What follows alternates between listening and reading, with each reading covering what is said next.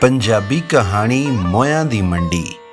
ਲਿਖਾਰੀ ਅਕਬਰ ਲਾਹੌਰੀ, ਆਵਾਜ਼ ਅਜਮਲ ਸਿਕੰਦਰੀ।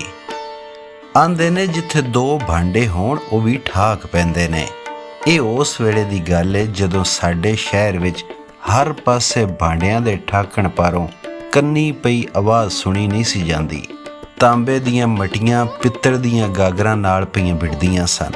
ਕਲੀ ਕੀਤੇ ਹੋਏ ਲੋਟੇ ਬੇਕਲੀ ਗਿੜਵੀਆਂ ਨਾਲ ਪੈ ਖਹਿੰਦੇ ਸਨ। ਚਮੋੜੇ ਹੁੱਕੇ ਹੱਟ ਹੱਟ ਕੇ ਜਾਰੀਆਂ ਤੇ ਪੈ ਡਿੱਗਦੇ ਸਨ ਤੇ ਹਰ ਪਾਸੇ ਛਨਾ ਛਨ ਤੇ ਦਨਾ ਦਨ ਪਈ ਹੁੰਦੀ ਸੀ। ਕਈ ਮਟੀਆਂ ਦੇ ਢਿੱਡ ਪਾਟ ਗਏ, ਕਈਆਂ ਗਾਗਰਾਂ ਦੇ ਗਾਟੇ ਲੈ ਗਏ, ਕਈਆਂ ਹੁੱਕਿਆਂ ਦੇ ਗਿੱਟੇ ਉਖੜੇ ਤੇ ਕਈਆਂ ਜਾਰੀਆਂ ਦੇ ਇੰਜਰ ਪਿੰਜਰ ਵੱਖੋ ਵੱਖ ਹੋ ਗਏ। ਸਰਕਾਰ ਨੇ ਹਰ ਪਾਸੇ ਭੰਡੌਰ ਖਿਲਰੀ ਵੇਖੀ ਤੇ ਕਰਫਿਊ ਲਾ ਦਿੱਤਾ। ਗਹਿਮਾ ਗਹਿਮ ਵਸਦੇ ਸ਼ਹਿਰ ਵਿੱਚ ਸੁੰਮ ਸਮਾਟ ਹੋ ਗਈ। ਜਿੱਥੇ ਖੁਸ਼ੀ ਨੱਚਦੀ ਤੇ ਜਵਾਨੀ ਹੱਸਦੀ ਸੀ ਉੱਥੇ ਅਜਿਹੀ ਚੁੱਪ ਚਾਣ ਹੋਈ ਪਈ। ਬੇਵੱਸਾ ਕਲੇਜਾ ਮੂੰਹ ਨੂੰ ਆਉਣ ਲੱਗਾ। ਸ਼ਹਿਰ ਦੇ ਉਜਾੜ ਹਨੇਰੇ ਤੋਂ ਸਤਿਆ ਤੇ ਘਾਬਰਿਆ ਹੋਇਆ ਮੈਂ ਕਿਤੇ ਰੌਣਕ ਦੀ ਢੋਹ ਵਿੱਚ ਇਕੱਲਾ ਨਿਕਲ ਖਲੋਤਾ ਤੇ ਇੱਕ ਪਾਸੇ ਕਿਤੇ ਟਾਵਾਂ ਦੀਵਾ ਬਲਦਾ ਡਿੱਠਾ। ਉਸੇ ਬੰਨੇ ਨੂੰ ਮੂੰਹ ਚਾਇਆ ਤੇ ਅਜਬ ਤਮਾਸ਼ਾ ਡਿੱਠਾ। ਜਿਸ ਸਮੇਂ ਆਬਾਦੀ ਵਿੱਚ ਹਨੇਰ ਤੇ ਕਲੇਜਾ ਕੱਢ ਲੈਣ ਵਾਲੀ ਬੇਰੌਣਕੀ ਸੀ, ਉਸ ਵੇਲੇ ਸ਼ਹਿਰ ਦੇ ਕਬਰਿਸਤਾਨ ਵਿੱਚ ਹਯਾਤੀ ਦੀ ਜੋਤ ਨਿੰਮੀ ਨਿੰਮੀ ਪਈ ਜਗਦੀ ਸੀ।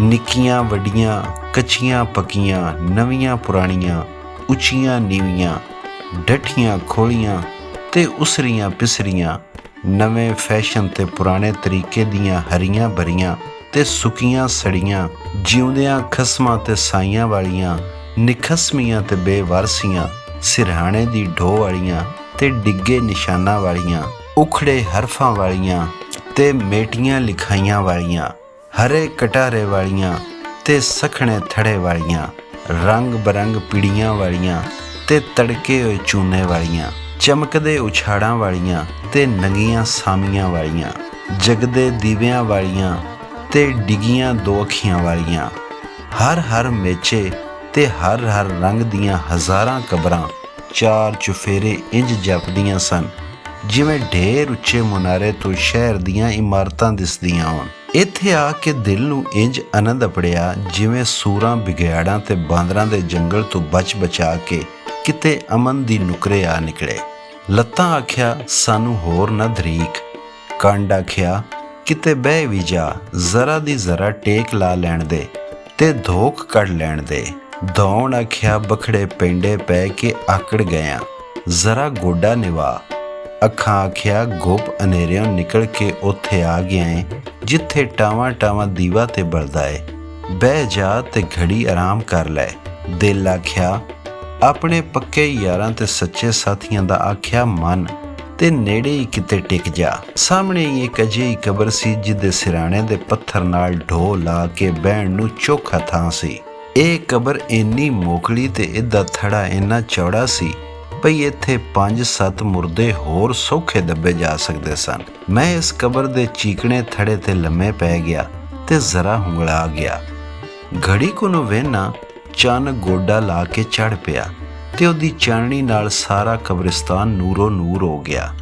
ਕਬਰਾਂ ਦੇ ਦੀਵੇ ਇੰਜ ਅੱਖੀਆਂ ਪੈ ਝਮਕਦੇ ਸਨ ਜਿਵੇਂ ਸੂਰਜ ਦੀ ਤ੍ਰਿਖੀ ਲੋ ਅੱਗੇ ਅਯਾਣੇ ਕਦੀ ਅੱਖਾਂ ਮੇਟਦੇ ਤੇ ਕਦੇ ਖੋਲ੍ਹਦੇ ਨੇ।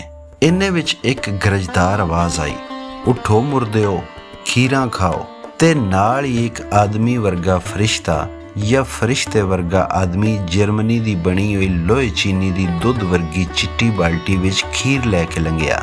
ਉਹ ਹਰ ਕਬਰ ਕੋਲ ਖਲੋ ਕੇ ਖੀਰ ਦੀ ਡੋਈ ਅਗਾਂਹ ਵਧਾਉਂਦਾ ਸੀ ਤੇ ਹੈਰਾਨੀ ਇਹ ਵੇ ਅੱਗੋਂ ਡੋਈ ਵਿੱਚ ਹਰ ਮੁਰਦੇ ਦੀ ਲੋੜ ਬਰਾਬਰ ਖੀਰ ਅੱਪੜ ਜਾਂਦੀ ਸੀ। ਇਹ ਵੀ ਵੇਖਿਆ ਭਈ ਕਈ ਮੁਰਦਿਆਂ ਨੇ ਉੱਠ ਕੇ ਖੀਰ ਨਾ ਲਈ, ਲੇਟਿਆਂ ਲੇਟਿਆਂ ਹੀ ਆਖ ਦਿੱਤਾ, ਓਏ ਖੀਰ ਵਾਲਿਆ ਜਵਾਨਾ, ਸਾਨੂੰ ਮੋਇਆ ਮੁਰਦਿਆਂ ਨੂੰ ਔਖਿਆ ਨਾ ਕਰ, ਖੀਰ ਆਪੇ ਹੀ ਸਹਿਜੇ ਸਹਿਜੇ ਸਾਡੇ ਮੂੰਹ ਵਿੱਚ ਪਾਈ ਜਾ।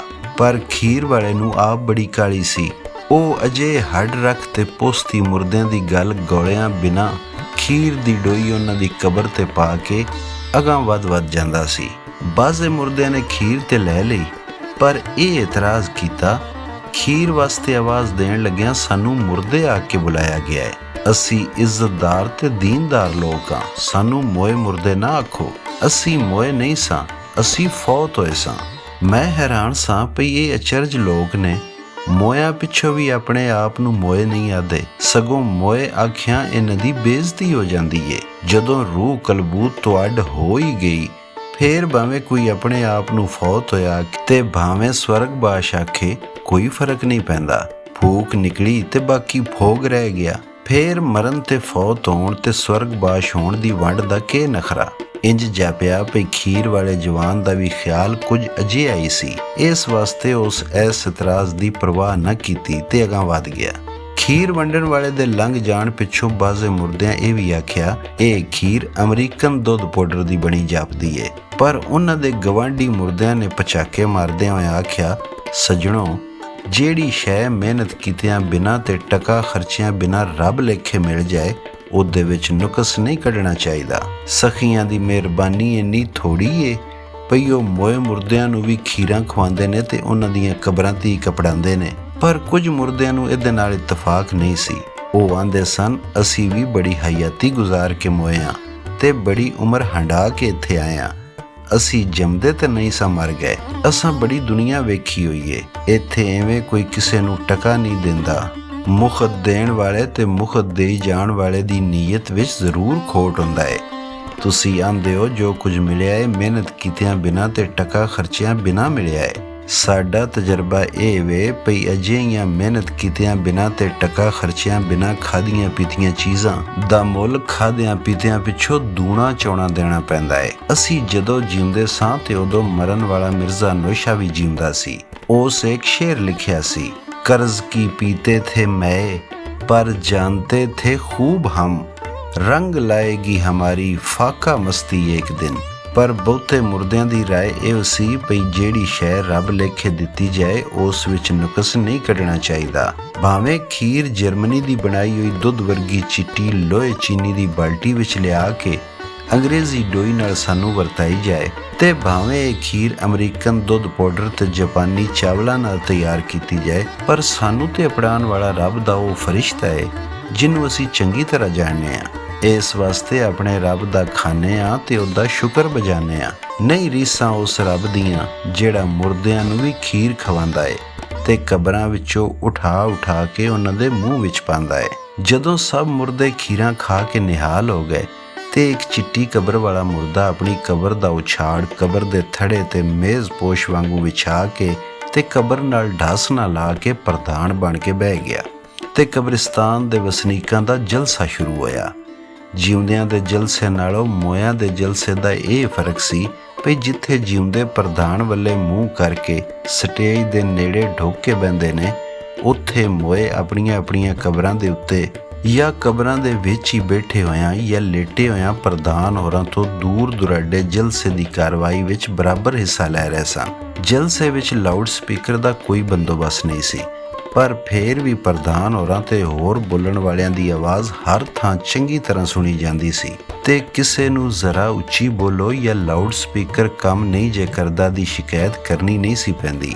ਜਲਸੇ ਦੀ ਕਾਰਵਾਈ ਸ਼ੁਰੂ ਕਰਨ ਤੋਂ ਪਹਿਲਾਂ ਚਿੱਟੀ ਕਬਰ ਵਾਲੇ ਪ੍ਰਧਾਨ ਹੋਰਾਂ ਨੇ ਨਾਲ ਦੀ ਚਿੱਟੀ ਕਬਰ ਤੋਂ ਤਾਜ਼ਾ ਗੁਲਾਬ ਦੇ ਫੁੱਲਾਂ ਦਾ ਹਾਰ ਚੁੱਕ ਕੇ ਆਪਣੇ ਗਲ ਵਿੱਚ ਪਾ ਲਿਆ ਤੇ ਜਲਸੇ ਦੀ ਕਾਰਵਾਈ ਬਕਾਇਦਾ ਸ਼ੁਰੂ ਹੋਈ। ਸਭ ਤੋਂ ਪਹਿਲਾਂ ਇੱਕ ਬਜ਼ੁਰਗ ਮੁਰਦੇ ਨੇ ਜਿਹਦੀ ਖੜਖੜਾਂਦੀ ਤੇ ਸੰਗੋਂ ਔਖਿਆਂ ਹੋ ਕੇ ਨਿਕਲਦੀ ਆਵਾਜ਼ ਤੋਂ ਹੀ ਉਹਦੀ ਵਡੇਰੀ ਉਮਰ ਦਾ ਪਤਾ ਲੱਗਦਾ ਸੀ, ਖੰਗੂਰਾ ਮਾਰਦਿਆਂ ਹੋਇਆਂ ਬੋਲਿਆ, ਸਾਹਿਬੇ ਸਦਰ, ਸਾਨੂੰ ਆਪਣੇ ਮੋਏ ਹੋਏ ਭਰਾਵਾਂ ਨਾਲ ਤੇ ਕੋਈ ਗਿਲਾ ਸ਼ਿਕਾਇਤ ਨਹੀਂ। ਚਾਚੇ ਸਾਦੀ ਹੋਰੀ ਆ ਗਏ ਨੇ ਭਈ ਮੋਇਆਂ ਵਿੱਚੋਂ ਕਦੀ ਆਵਾਜ਼ ਨਹੀਂ ਨਿਕਲਦੀ। ਇੱਥੇ ਆ ਕੇ ਬੜੇ ਬੜੇ ਅਥਰੇ ਬੰਦੇ ਅਸੀਲ ਹਲੀਮ ਹੋ ਗਏ ਨੇ ਤੇ ਹੁਣ ਉਹ ਬੰਦੇ ਜਿਹੜੇ ਧਰਤੀ ਤੇ ਫਿਰੌਨ ਸਦਾਉਂਦੇ ਸਨ ਇੱਥੇ ਅੱਖ ਵਿੱਚ ਪਾਇਆ ਹੀ ਨਹੀਂ ਦੁਖਦੇ। ਪਰ ਸਾਨੂੰ ਗਿਲਾ ਸ਼ਿਕਾਇਤ ਏ ਤੇ ਉਹਨਾਂ ਤੇ ਜਿਹੜੇ ਉਂਝ ਤੇ ਸ਼ਬਰਾਤ ਦੀ ਸ਼ਬਰਾਤ ਇੱਥੇ ਆ ਕੇ ਭਰਵੇ ਅਥਰੂ ਘੇਰਦੇ ਨੇ, ਨੱਕ ਸੁਣਕਦੇ ਨੇ, ਪਰ ਸਾਨੂੰ ਮੋਇਆਂ ਨੂੰ ਕਬਰਾਂ ਵਿੱਚ ਵੀ ਚੈਨ ਨਹੀਂ ਲੈਣ ਦਿੰਦੇ। ਸਾਡੀਆਂ ਕਬਰਾਂ ਵਿੱਚ ਜਿੱਥੇ ਚੌਂ ਮੰਜੀਆਂ ਦੀ ਥਾਂ ਵਹਿੰਦੇ ਨੇ ਉੱਥੇ ਕੋਠਾ ਜਾਂ ਕੋਠੀ ਬਣਾ ਧਰਦੇ ਨੇ। ਇਹਨਾਂ ਬੇਹਯਾਵਾਂ ਨੂੰ ਸ਼ਰਮ ਨਹੀਂ ਆਉਂਦੀ ਭਈ ਜਿੰਨੀ ਥਾਂ ਇਹਨਾਂ ਜਿਉਂਦਿਆਂ ਨੂੰ ਚਾਹੀਦੀ ਏ ਉਨੀ ਥਾਂ ਵਿੱਚ 200 ਮੁਰਦਿਆਂ ਦਾ ਗੁਜ਼ਾਰਾ ਬਖੂਬੀ ਹੋ ਸਕਦਾ ਹੈ। ਇਸ ਲਈ ਇਹਨਾਂ ਨੂੰ ਆਪਣੇ ਵਰਗੇ ਜਿਉਂਦਿਆਂ ਦੀਆਂ ਆਬਾਦੀਆਂ ਵਿੱਚ ਹੀ ਰਹਿਣਾ ਚਾਹੀਦਾ ਹੈ। ਮੋਇਆਂ ਮੁਰਦਿਆਂ ਵਿੱਚ ਆ ਕੇ ਲੱਤਾਂ ਪਸਾਰਨੀਆਂ ਨਹੀਂ ਚਾਹੀਦੀਆਂ। ਸਾਹਿਬੇ ਸਦਰ, ਚਲੋ ਫੇਰ ਵੀ ਅਸੀਂ ਇਹਨਾਂ ਦੀ ਵਸੋਂ ਆਪਣੇ ਅੰਦਰ ਸਹਿ ਜਾਈਏ, ਪਰ ਇਹ ਤੇ ਆ ਕੇ ਫਿਲਮੀ ਰਿਕਾਰਡ ਲਾ ਛੱਡਦੇ ਨੇ। ਇੱਥੇ ਇੱਕ ਪਾਸੇ ਕਿਸੇ ਵਿਚਾਰੇ ਮੁਰਦੇ ਦਾ ਕਬਰ ਦਾ ਹਿਸਾਬ ਹੋ ਰਿਹਾ ਹੁੰਦਾ ਹੈ, ਦੂਜੇ ਬੰਨੇ ਮੋਇਆਂ ਦੇ ਜਿਉਂਦੇ ਗਵਾਡੀ ਦਾ ਮੁੰਡਾ ਇਹ ਰਿਕਾਰਡ ਲਾਈ ਬੈਠਾ ਹੁੰਦਾ ਹੈ, ਤੈਨੂੰ ਘੁੱਟ ਘੁੱਟ ਸੀਨੇ ਨਾਲ ਲਾਵਾਂ ਤੇ ਜੱਫੀਆਂ ਪਾਵਾਂ ਨੀ ਚਿੱਠੀਏ ਸੱਜਣਾ ਦੀਏ। ਤੇ ਇਹ ਠੀਕ ਉਸ ਵੇਲੇ ਹੁੰਦਾ ਹੈ ਜਦੋਂ ਸਾਡਾ ਇੱਕ ਮੁਰਦਾ ਬਿਰਾ ਮੁਨਕਰ ਨਕੀਰ ਦੀ ਕੜਿੱਕੀ ਵਿੱਚ ਫਸਿਆ ਹੁੰਦਾ ਹੈ।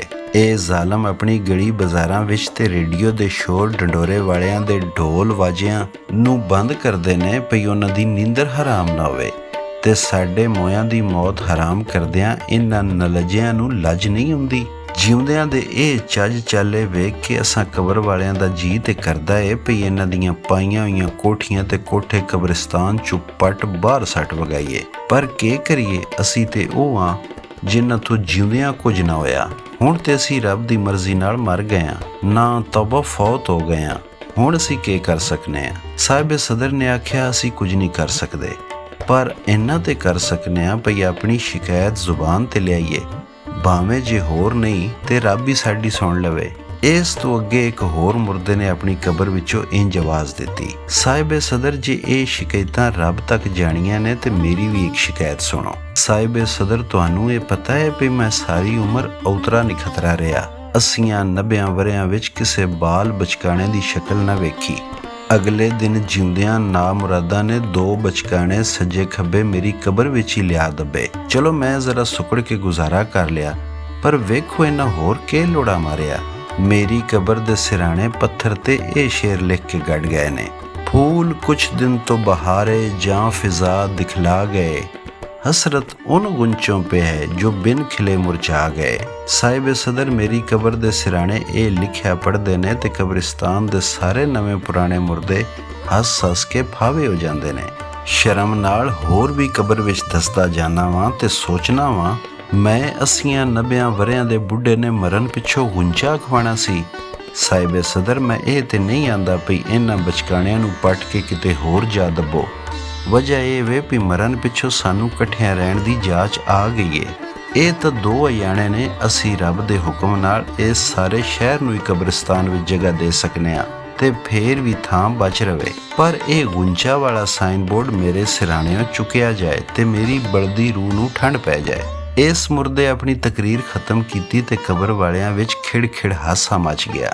ਪ੍ਰਧਾਨ ਹੋਰਾਂ ਅਗਲੇ ਮੁਰਦੇ ਨੂੰ ਆਵਾਜ਼ ਦਿੱਤੀ ਪਈ ਉਹ ਆਪਣੇ ਦਿਲ ਦੀ ਹਵਾੜ ਕੱਢ ਲਵੇ। ਇਸ ਮੁਰਦੇ ਨੇ ਕਫਨ ਮੂੰਹ ਅੱਗੋਂ ਹਟਾਉਂਦਿਆਂ ਹੋਇਆਂ ਆਪਣਾ ਬਿਆਨ ਸ਼ੁਰੂ ਕੀਤਾ, ਸਾਹਿਬ ਸਦਰ ਮੇਰੀ ਸ਼ਿਕਾਇਤ ਸਿਰਫ ਆਪਣੇ ਜਿਉਂਦਿਆਂ ਵਾਸਤੇ ਨਹੀਂ, ਦੁਨੀਆ ਦੇ ਹਰ ਮੁਲਕ ਵਿੱਚ ਜਿੱਥੇ ਵੀ ਕੋਈ ਜਿਉਂਦਾ ਹੈ ਮੇਰੀ ਸ਼ਿਕਾਇਤ ਉਹਦੇ ਕੰਨਾਂ ਵਾਸਤੇ ਵੀ ਏ। ਮੈਂ ਜਾਣਨਾ ਵੀ ਸਾਡੇ ਬਹੁਤ ਸਾਰੇ ਜਿਉਂਦੇ ਸਿਰਫ ਮਰਦਮਸ਼ੁਮਾਰੀ ਜਾਂ ਵੋਟਾਂ ਦੀ ਫਹਿਰਿਸਤ ਵਿੱਚ ਆਪਣਾ ਨਾਂ ਲਿਖਾਉਣ ਲਈ ਜਿਉਂਦੇ ਬਣਦੇ ਨੇ, ਅਸਲ ਵਿੱਚ ਉਹ ਜਿਉਂਦੇ ਨਹੀਂ। ਪਰ ਫੇਰ ਵੀ ਦੁਨੀਆ ਵਿੱਚ ਜਿੱਥੇ ਕੋਈ ਜਿਉਂਦਾ ਹੈ ਜਾਂ ਜਿੱਦਾ ਦਾਅਵਾ ਹੈ ਵੀ ਮੈਂ ਜਿਉਂਦਾ ਜਾਗਦਾ, ਮੈਂ ਆਪਣੀ ਸ਼ਿਕਾਇਤ ਉਹਦੇ ਕੰਨਾਂ ਤੱਕ ਪੜਾਉਣਾ ਚਾਹੁੰਦਾ ਵਾਂ। ਮੇਰੀ ਸ਼ਿਕਾਇਤ ਇਹ ਵੇ ਪਈ ਇਹ ਜਿਉਂਦੇ ਜਦੋਂ ਆਪੂ ਵਿੱਚ ਲੜਦੇ ਨੇ, ਜਿਉਂਦਿਆਂ ਦੀਆਂ ਬਸਤੀਆਂ ਤੇ ਬੰਬ ਵਸਾਉਂਦੇ ਨੇ, ਬੇਸ਼ੱਕ ਉਹ ਜਿਉਂਦਿਆਂ ਤੇ ਬੰਬ ਵਸਾਉਣ, ਇਹ ਉਹਨਾਂ ਦਾ ਜੰਗੀ ਹੱਕ ਏ, ਪਰ ਅਨੇਰ ਤੇ ਇਹ ਵੇ ਵੀ ਸਾਡੇ ਮੋਇਆਂ ਦੀਆਂ ਬਸਤੀਆਂ ਨੂੰ ਨਹੀਂ ਛੱਡਦੇ। ਅਜੇ ਕੋਈ ਬਹੁਤ ਵੇਲਾ ਨਹੀਂ ਲੰਘਿਆ, ਸਾਡੇ ਗਵਾਡੀ ਮੁਲਕ ਦਿਆਂ ਬੰਬਾਰਾਂ ਨੇ ਇਸ ਕਬਰਿਸਤਾਨ ਤੇ ਬੰਬਾਰੀ ਕੀਤੀ। ਕਈਆਂ ਮੁਰਦਿਆਂ ਦੇ ਸਿਰ ਪਾਟ ਗਏ, ਕਈਆਂ ਦੇ ਗੋਡੇ ਗਿੱਟੇ ਝੜ ਗਏ, ਕਈ ਧਮਾਕੇ ਨਾਲ ਕਬਰੋਂ ਨਿਕਲ ਕੇ ਬਾਹਰ ਜਾ ਪਏ। ਉਂਝ ਤੇ ਕਈ ਨਾਮੀ ਗ੍ਰਾਮੀ ਹਕੀਮ ਤੇ ਡਾਕਟਰ ਵੀ ਇੱਥੇ ਹੀ ਲੇਟੇ ਪਏ ਨੇ, ਪਰ ਉਹਨਾਂ ਦੇ ਹੁੰਦਿਆਂ ਸੁਣਿਆਂ ਵਿਚਾਰੇ ਮੁਰਦਿਆਂ ਦਾ ਕੋਈ ਦਵਾ ਦਾਰੂ ਨਾ ਹੋ ਸਕਿਆ। ਜਿਹੜੇ ਹਕੀਮ ਤੇ ਡਾਕਟਰ ਇੱਥੇ ਸਾਡੇ ਨਾਲ ਲੇਟੇ ਪਏ ਨੇ, ਉਹਨਾਂ ਨੇ ਸਾਨੂੰ ਇਹ ਦਿਲ ਹਿਲਾ ਦੇਣ ਵਾਲੀ ਮੁਸ਼ਕਲ ਦੱਸੀ ਪਈ ਦਵਾਵਾਂ ਤੇ ਜਿਉਂਦਿਆਂ ਦੇ ਹਸਪਤਾਲਾਂ ਤੇ ਦਵਾਖਾਨਿਆਂ ਵਿੱਚ ਨਹੀਂ ਲੱਭਦੀਆਂ, ਅਸੀਂ ਮੁਰਦਿਆਂ ਵਾਸਤੇ ਕਿੱਥੋਂ ਦਵਾਵਾਂ ਦਾ ਬੰਦੋਬਸਤ ਕਰੀਏ। ਇਸ ਵਾਸਤੇ ਮੇਰੀ ਅਰਜ਼ ਹੈ ਵੀ ਜਿਉਂਦਿਆਂ ਨੂੰ ਰੱਬ ਹਦਾਇਤ ਦੇ ਤੇ ਉਹ ਆਪਣੇ ਝਗੜੇ ਤੇ ਆਪਣੀਆਂ ਲੜਾਈਆਂ ਜਿਉਂਦਿਆਂ ਤੱਕ ਹੀ ਡੱਕ ਰੱਖਣ। ਅਸਾਂ ਮੋਇਆਂ ਦੇ ਮੁਰਦੇ ਆਪਣੀਆਂ ਲੜਾਈਆਂ ਝਗੜਿਆਂ ਵਿੱਚ ਖਰਾਬ ਨਾ ਕਰਨ, ਰੱਬ ਉਹਨਾਂ ਦਾ ਭਲਾ ਕਰੇ। ਇਸ ਤਕਰੀਰ ਦੀ ਕਬਰਸਤਾਨ ਦੀ ਹਰ ਪਾਸਿਓਂ ਤਾਈਦ ਹੋਈ, ਪਰ ਇੰਨੇ ਵਿੱਚ ਸਵੇਰ ਦੀ ਲੌ ਲੱਗ ਗਈ। ਮੋਇਆਂ ਦਾ ਜਲਸਾ ਮੁੱਕ ਗਿਆ। ਇਹ ਸਾਰਾ ਨਕਸ਼ਾ ਇੰਜ ਅੱਖਾਂ ਅੱਗੋਂ ਹਟ ਗਿਆ ਜਿਵੇਂ ਚੜ੍ਹਦੇ ਸੂਰਜ ਅੱਗੇ ਘਾਵਾਂ ਬੂਟਿਆਂ ਤੇ ਪਈ ਤਰੇੜ ਉੱਡ ਜਾਂਦੀ ਏ। ਛੇਕੜੇ ਬੋਲਣ ਵਾਲੇ ਦੀ ਤਕਰੀਰ ਨੇ ਮੇਰੇ ਦਿਲ ਤੇ ਅਜਿਹਾ ਅਸਰ ਪਾਇਆ ਭਈ ਮੈਂ ਉਹਦਾ ਮੂੰਹ ਵੇਖਣ ਲਈ ਅਗਾਂਹ ਵਧਿਆ, ਪਰ ਦਿਨ ਦਾ ਚਾਨਣ ਮੇਰੀਆਂ ਅੱਖਾਂ ਵਿੱਚ ਅਜਿਹਾ ਖੁੱਭਾ, ਉਸ ਮੈਨੂੰ ਹੋਰ ਕੁਝ ਨਾ ਵੇਖਣ ਦਿੱਤਾ। ਮੈਂ ਰੱਬ ਦਾ ਸ਼ੁਕਰ ਕੀਤਾ, ਭਾਵੇਂ ਇੱਕ ਮੁਰਦੇ ਦਾ ਮੂੰਹ ਨਾ ਵੇਖ ਸਕਿਆ, ਪਰ ਮੋਇਆਂ ਦੀ ਮੰਡੀ ਵਿੱਚੋਂ ਜਿਉਂਦਿਆਂ ਵਿੱਚ ਤੇ ਪਰਤਿਆ।